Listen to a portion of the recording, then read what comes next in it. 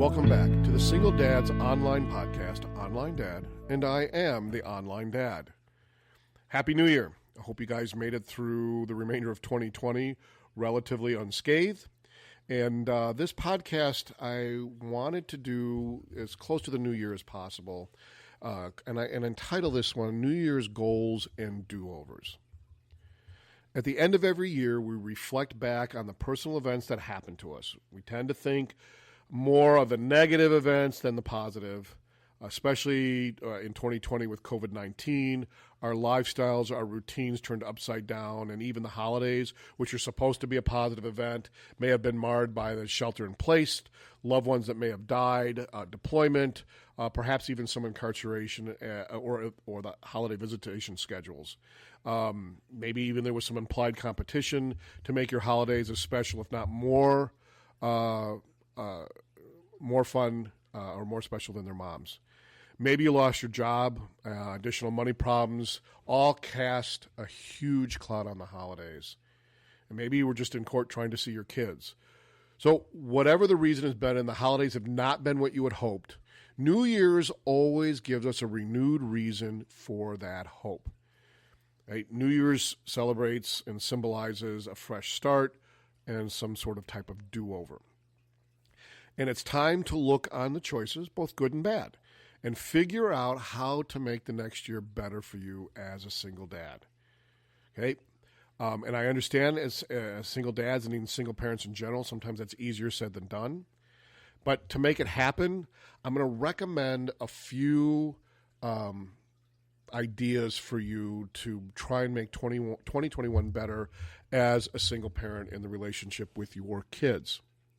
Now, remember, these are just ideas. Every family dynamic is different, and to try and implement all of these recommendations might be an unrealistic goal.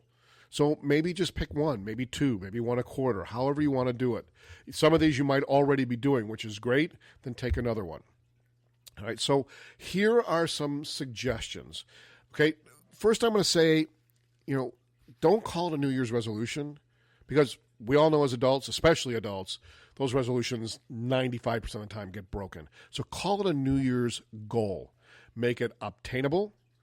Always focus on what's realistic to be a better parent. Yes, it doesn't need to involve money or taking your kids somewhere, but just make it a goal, a realistic goal, knowing your current lifestyle, your money situation, everything. Just make it a goal.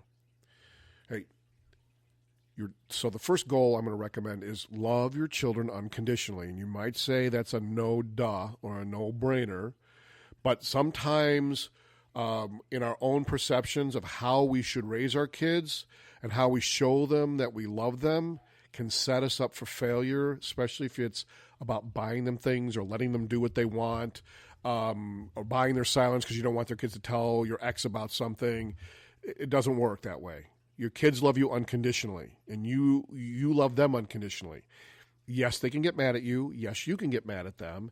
Yes, they'll get frustrated at you. Yes, they'll get frustrated at a lot of things that you may say or do. But remember, you're always a parent first before you're their friend. Your job, minimally to the age of 18, is to raise your children to be the best possible adults that they can be. That's through education and life lessons. And when you throw loving them based on how much money you give them or what you buy them or what you do for them, you're sending the wrong signal.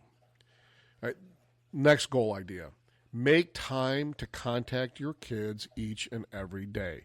Even if it's just to say hi or you love you or you love them. Even if they don't respond, don't stop doing it.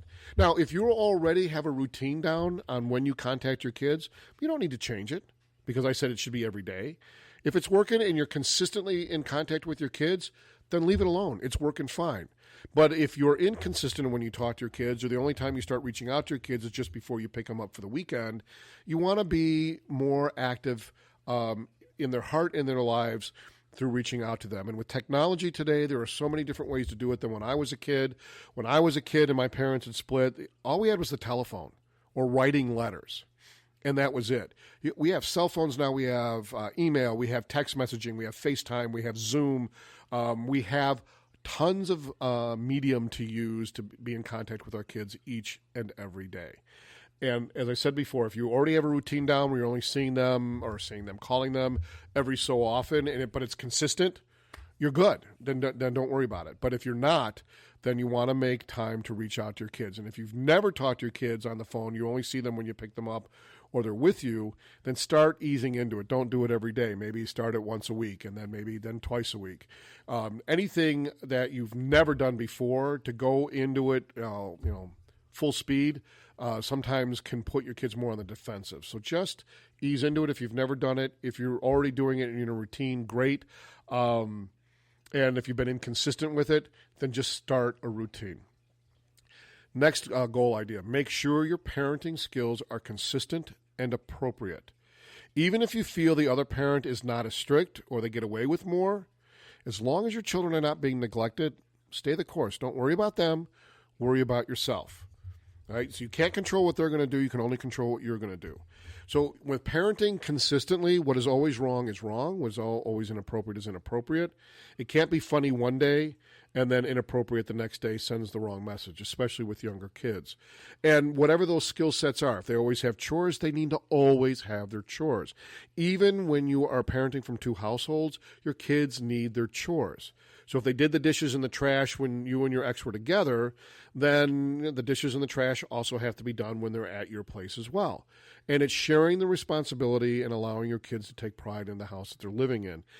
But you want to be consistent with it. You don't want to throw all the rules on curfews and bedtimes and restrict movie watching because now you feel guilty that the parenting situation has changed and the living situation has changed and your kids are hurting. Okay, I'm just going to throw all those skills out the window. Keep them consistent. Keep them appropriate. The next suggestion, which I do with single dads on a regular basis, go to the store and buy yourself a spiral notebook, the same type of spiral notebook that you buy for your children for school, and buy yourself a calendar or print out a calendar. And you are going to mark everything down that involves your children. That includes communications with your ex. Anything that involves the kids, you want to make sure it's in there. It's like keeping a journal. Include your court dates, your visitations, the communications, everything. So if your ex sends you an email about something, good or bad, you print it out, document what it is at the top of that page, and tape it or staple it to that page. Okay? Everything you buy them, you keep receipts and you put them in that notebook. What you're doing is you're keeping a record of things that have happened in the relationship with your kids, with your ex, with them, whichever, everything you've done for them, just in case it ever comes back at you. My hope is that you're going to do 18 or 20 of these spiral notebooks and never open them and then send me a nasty email saying I did all this work and I never used it. Well, the whole idea is that you'll never have to use it. But if it comes back at you, your ex is saying you're not paying child support appropriately or you never buy them anything or pay for their sporting activities, that it's all on them or on her, you've got a notebook to back that up, especially if you have to go back into court. So you want to have that. You want to have all of that. And that is for your eyes only. So you want to make sure that document, that notebook, is where your kids can't get at it. And kids can be nosy. So it might be something that you always keep in your briefcase and your briefcase is always closed. It might even put it in a drawer that's always locked. But that's something your kids shouldn't have. And you know what? I have to say this just for the sake of saying it. You can be mad as all get up with your ex. Don't put that in the journal. You can say, I'm angry, I'm very frustrated. Because if they do get a hold of that journal, the last thing you want them to see is your anger and frustration out at them. But you need that notebook and you need that calendar. A lot of child support is rooted in amount of visitation with your children. And you want to make sure that it's all properly documented. When you send out your child support, whether you pay through the clerk of the circuit court or you write your ex a check personally, or it's a payroll deduction, print out the receipt, print out the deduction, highlight it, put it in the notebook. That way, if it ever comes back that you aren't paying your child support or I'm not getting my child support, you've got all the evidence right there that whatever you're doing, you're doing. When that check, if you do write a check and that check comes back, print out a copy of that check and staple it that it was cashed and processed. Or when you print out your statement, highlight it so you know that it's been processed. Okay. The next recommendation is never, ever use your child to relay messages to their mother. Never do that. If you need to communicate with your ex, then you do it. Pick up the phone, send an email, send a text. Remember, we're all adults. Even if you don't have a good relationship with your ex, that doesn't give you the excuse to say, tell your mother this. Or your ex telling you, telling your kids, tell your dad this. You never want to do that. All right? So you've got to be the adult. And I know it can be frustrating. I know it can create tension. But the last thing you want is your kids to be becoming your bulletin board. Or your ex becoming their bulletin board for her. And you need to pick up the phone and say, look, if you got something you need to say to me or something you want to get to me, then, scan it, email it, mail it, or tell me directly, text me. But you don't want your kids because it does a couple things. One, it becomes adversarial after a while, and the kids don't like it. They don't like, mom said you need to do this. Dad said you need to do that. It's not a good practice. Not a good practice. So just simply, if you need to communicate something to your ex, then you communicate it to your ex. And as I said, if your ex communicates it back through your kids, then call your ex and say, hey, you know what? You got something you need to say to me? Call me, text me, email me, but don't tell the kids. Don't relay to the kids. That's not their job. The other thing you don't want to ever do is cut your ex down in front of your children. That's their parent as well. They love you both equally and unconditionally. So whether your statement to them is true or not, when you say something negative about your ex, it is shooting an arrow at your ex, but before it hits your ex, it goes through the heart of your children. And it hurts your children. So if you're that frustrated and angry with your ex, or she made some sort of comment that is untrue, you just deflect it. Saying, well, sometimes perceptions can be different. I don't agree with your mother's perception, but you know what? I'm going to reach out to your mom, and I'll talk to her directly about it. End it. Don't say, well, you tell your mother. No. Stop the bitterness and the anger and the animosity through your kids. And if your ex does something and you're so angry and you run up to your bedroom to go call somebody to talk about it, remember your kids' ears work really well. And even though the door is shut and you're away from them, kids tend to wander because they're looking for the parent, or all of a sudden they hear some conversations and they get nosy. Or maybe the ventilation system, they talk and your voice carries and it goes into a different room. So whatever it is that's frustrating you or getting you angry about your ex, wait for them not to be home, whether that means you take them home and you're alone, or you're at work and however you do it, your kids can't be around when it's going on. And very importantly, you don't throw it back at them to that. You agree to disagree, saying perceptions are different, but I'll talk to your mom about it separately, and just end it. Just leave it there. Okay.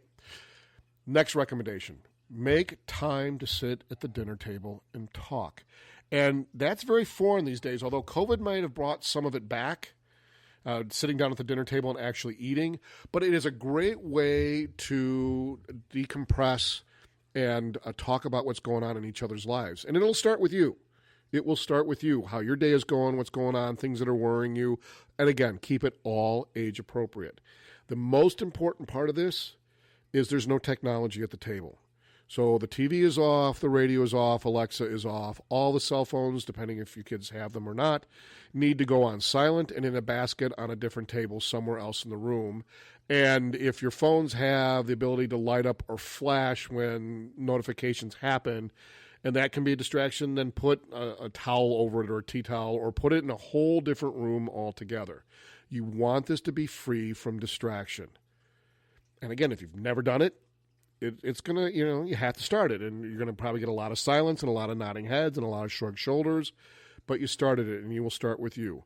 And I remember as a kid growing up that when my mother started doing that, trying to make meal times at the table, taking that time to talk. And I know as a single dad myself with my own son, given the amount of hours I was working, didn't happen too often.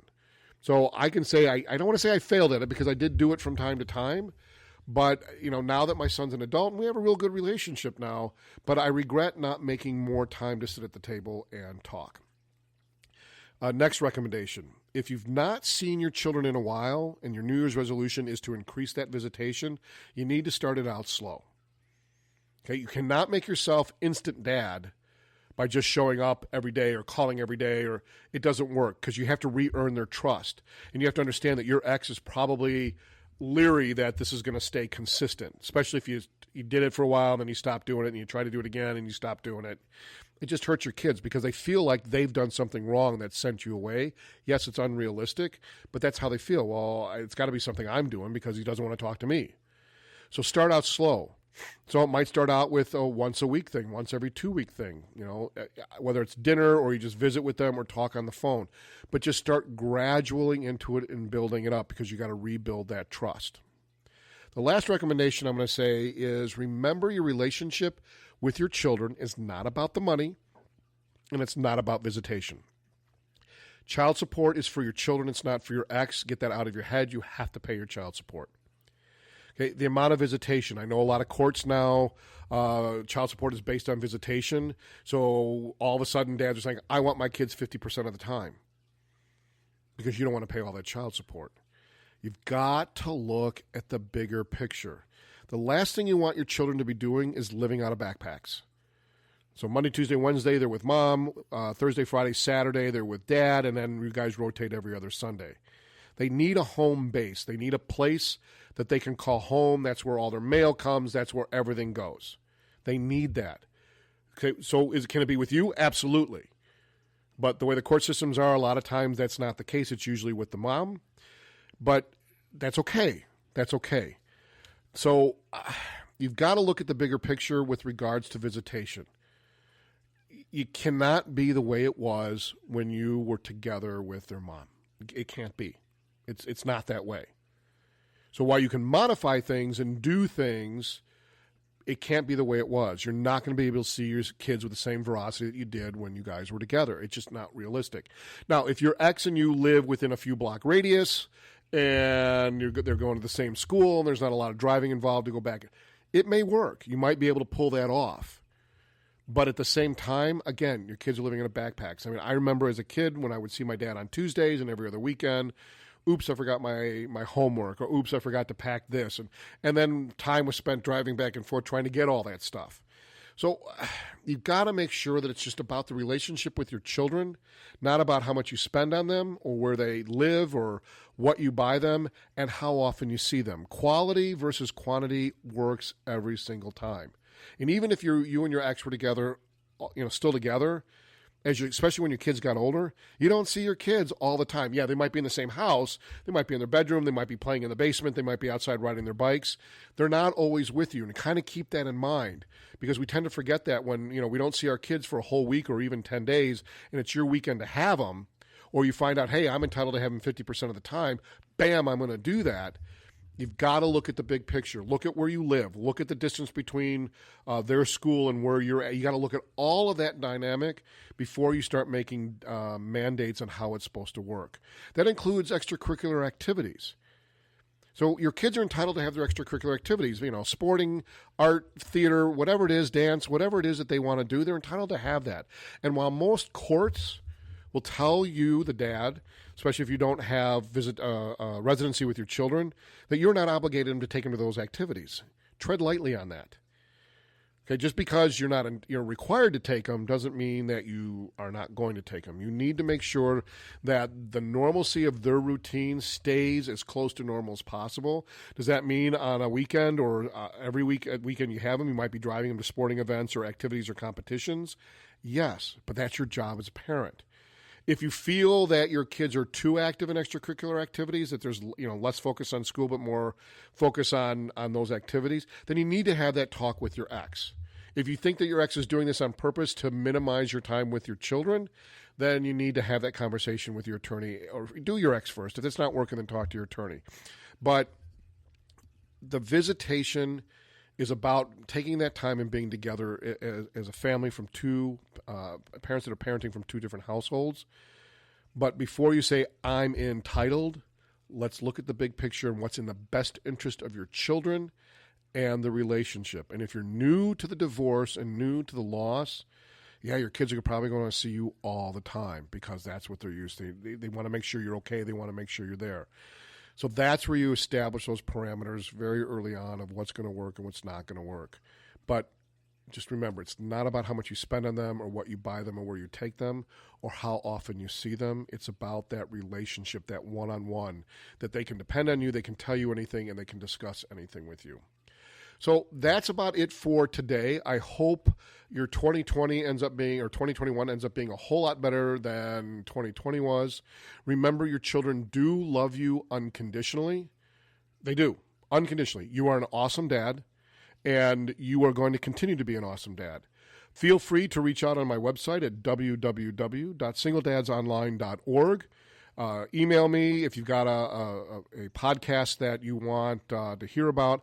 Happy to see if I can create that for you and try and make the whole being a single dad easier on everybody. The next podcast will be coming up in a couple of weeks. I'll probably start focusing a little bit on grief and loss with being a single dad and how to work through that, both on your end as well as your children. So have a great 2021 and look forward to talking with you soon.